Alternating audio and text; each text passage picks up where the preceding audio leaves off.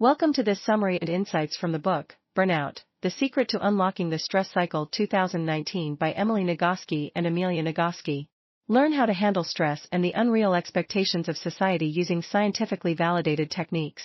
Women are offered a plethora of goods as stress relievers, relaxation techniques, and self-esteem boosters. The actual issues that women deal with on a daily basis, however, are not going to be resolved by spa days, coloring books, or bath bombs. The remedy is far more complex for issues like systemic prejudice, irrational expectations, and all the stress and worry they can cause. Thankfully, science has come a long way in comprehending how humans may manage stress and fatigue. The goal of authors Emily and Amelia Nagoski is to arm women with the most recent scientific research so they may better understand why they are burnt out and take action to change. Though it might not be possible to overthrow the patriarchy in our lifetime, we can oppose it by growing stronger, more knowledgeable, and more empowered.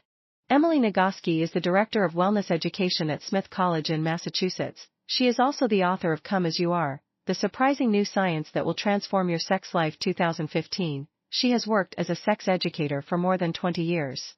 Co-author of this book, Amelia Nagoski is a professor of music who teaches at Western New England University where she leads educational workshops including Beyond Burnout Prevention, Embodied Wellness for Conductors. She also conducts music. She and Emily Nagoski are identical twins. We summarize the main themes or ideas from this book into 8 sections, but which are naturally related to each other. 1. Emotional tiredness, a part of burnout, can arise when we become emotionally stuck. Emotional tiredness, a part of burnout, can arise when we become emotionally stuck in our work and constantly strive to satisfy our own needs and expectations, as well as those of our employer, family, and friends. Burnout is characterized by 3 elements: depersonalization, where our ability to be sympathetic, compassionate, and caring decreases, and a decreased sense of accomplishment. Emotions can be emptied when we become immobilized, as they run through us and end without a satisfying conclusion. This is particularly true in caring professions like teaching and medicine, where burnout rates are high. Teachers and medical professionals are particularly susceptible to burnout, with 20-30 of instructors and 52 in the medical field.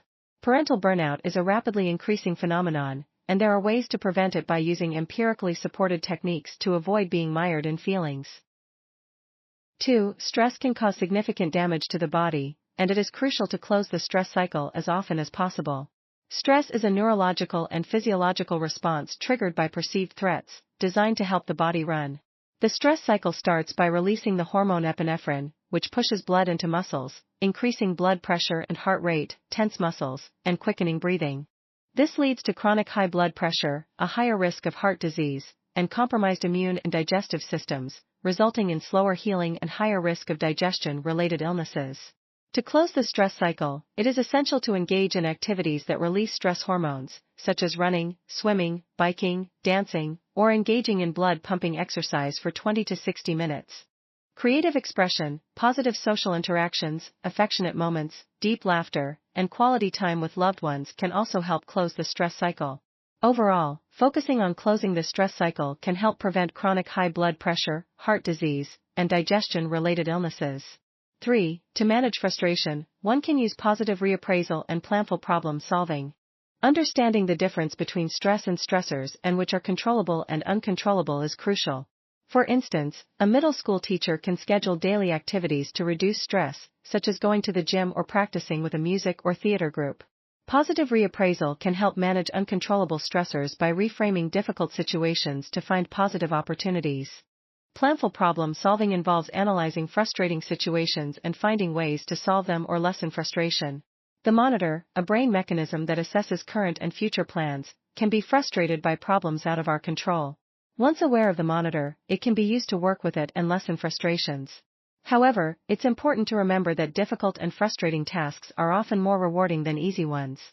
For example, hard reading can lead to better personal growth. In difficult situations, remember that these are better chances for personal growth than if they were easy. 4. Understanding the rigged nature of the bikini industrial complex (BIC) and fighting unrealistic expectations can help individuals cope better. For example, if you're told that you're not being discriminated against, you may feel frustrated when you don't succeed. However, this is not the case. The BIC is a multi-billion-dollar conglomerate that pressures women to conform to an unattainable body ideal. The concept of the body mass index BMI is rigged because its creators worked for weight loss clinics to keep women buying their services. A 2016 study published in The Lancet showed that people labeled obese had a lower health risk than those labeled underweight and overweight than those in the healthy category. BMI is not a guarantee of health or longevity. By recognizing the rigged nature of the BIC and fighting unrealistic expectations, individuals can better cope with their challenges and the world in general. 5. Fight human giver syndrome and identify yourself with something bigger. Meaning is the secret to happiness, coping in a stressful world, or leaving a meaningful legacy. There is no right or wrong when it comes to finding your calling, but the more you are aligned with a deeper sense of meaning, the more fully you will live your life. Human giver syndrome, a powerful enemy deeply rooted in female consciousness, can hinder finding meaning in your own life. In many societies, women suffer from this syndrome, as they are raised to devote their time, attention, and bodies to others rather than seeking their own meaning. Joseph Campbell, the author who popularized the concept of the hero's journey, disagrees with this view, arguing that women should be a destination for men rather than agents on their own journey. In conclusion, finding meaning in your own life is crucial for resilience to stress and overcoming human giver syndrome. 6. Rest and sleep are essential for health, productivity, and preventing burnout. The saying, "What doesn't kill you makes you stronger," suggests that pushing aside our needs and focusing on one task at a time can lead to bad work and health issues. However, science shows that rest and sleep are what truly make us stronger. Resting between tasks allows the brain to use the default mode network, allowing it to assess problems and find solutions.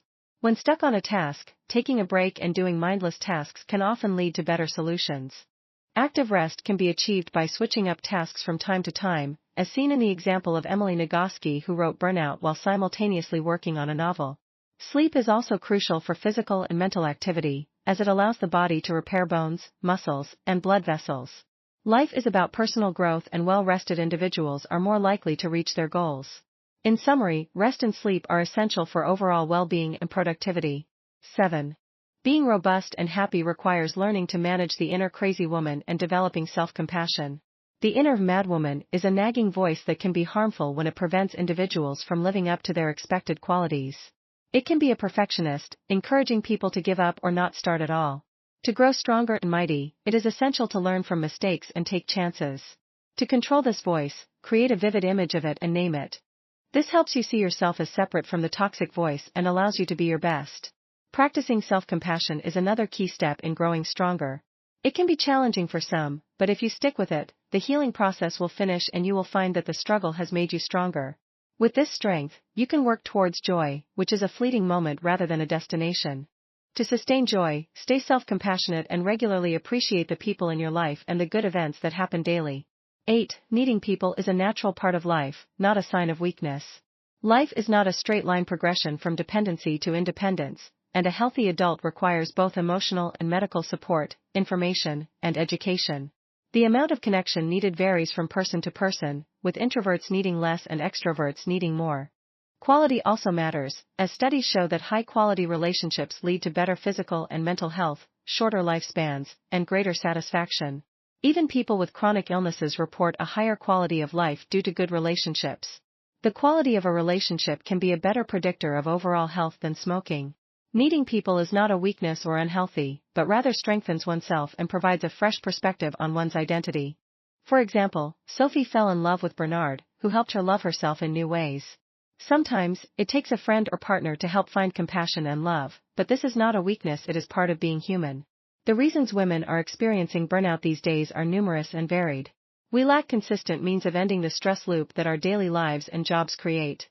Thankfully, love, creativity, and exercise can all help with this. It is equally crucial to admit that women are subjected to excessive pressure from the health and beauty sectors and that we live in an unfair culture that discriminates against them. We may start to undermine the patriarchy and be our best selves by self-compassion and concentrating on pursuing our own goals by realizing these elements and fighting back against our self-critical voices. If you resonate with this video, feel free to add to the narrative. Please also share some love. Hit that like button, and share this with others who may find it beneficial. Join us in this wonderful book journey by subscribing for free. Thanks for watching and see you in our next or other videos. Have a great day.